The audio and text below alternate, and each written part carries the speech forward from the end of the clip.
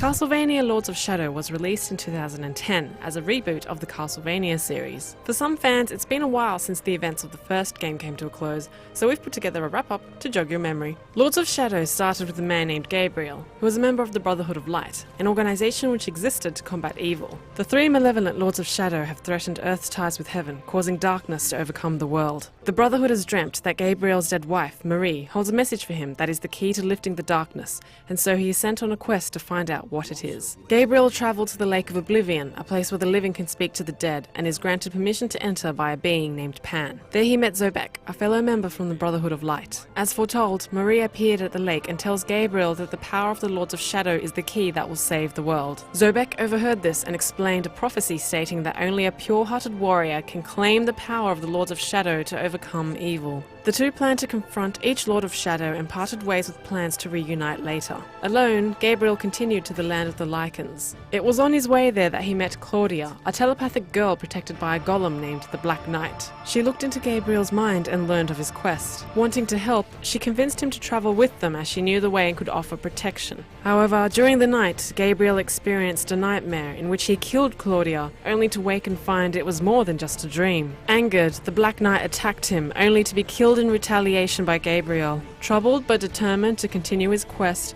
Gabriel went on to confront the Lord of Lycans himself, Cornell. Cornell was talkative and revealed to Gabriel how the Lords of Shadow came to exist. In the beginning, the three founding members of the Order fought the spawns of Satan for God. It was during this conflict they discovered three places where God's power was concentrated. They used these locations to transform into spirits, possessing a power that was second only to that of God, and rose to the heavens. In their ascension, they left behind the dark sides of themselves, which became the Lords of Shadow. Gabriel fought Cornell and defeated him, then gained one of the three pieces of the God Mask, a relic he intended to rebuild to bring back his late wife. He continued on to the land of the vampires and ventured into the castle of the Lord of Vampires herself, Carmilla. There, he met Carmilla's apprentice Laura before proceeding to crush Carmilla in battle, earning the second piece of the God Mask. His triumph was short-lived as Pan appeared and suddenly challenged Gabriel in a duel to the death. Although confused, Gabriel fought to defend himself, mortally wounding Pan. On his deathbed, Pan revealed that his true intention was to sacrifice himself,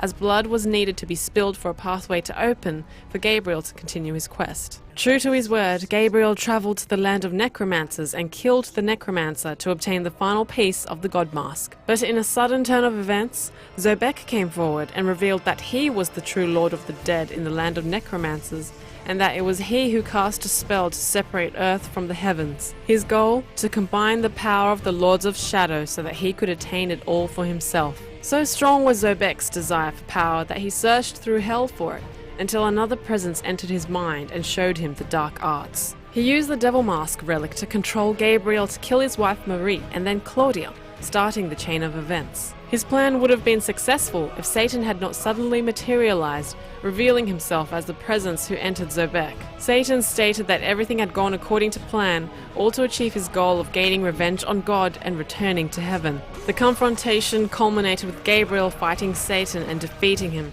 releasing his dark spell. Free at last, Marie's spirit appears and tells Gabriel that he's been granted new life to redeem himself and that she loves him. She passed on to the heavens, taking the God Mask with her and concluding the events of Castlevania Lords of Shadow. It is in the Reverie DLC that Gabriel returned to Camilla's castle at the call of young vampire Laura. The death of the Lords of Shadow has weakened the prison of a powerful being known as the Forgotten One, and it is up to Gabriel to stop it from escaping, lest it wreak havoc on humanity. There was a problem, however. Only dark beings could enter the dimension where the Forgotten One was kept. But Laura was not without a plan. At her suggestion, Gabriel drank all of her blood, ending her immortal life and turning him into a vampire. Newly transformed, Gabriel crossed through the portal. Continuing in the Resurrection DLC, Gabriel engaged in battle with the Forgotten One at the Dimensional Rift. He beat the Forgotten One in a race to the portal to the human world, absorbing dark energy on the way. Using his newfound dark power, he slaughtered the Forgotten One.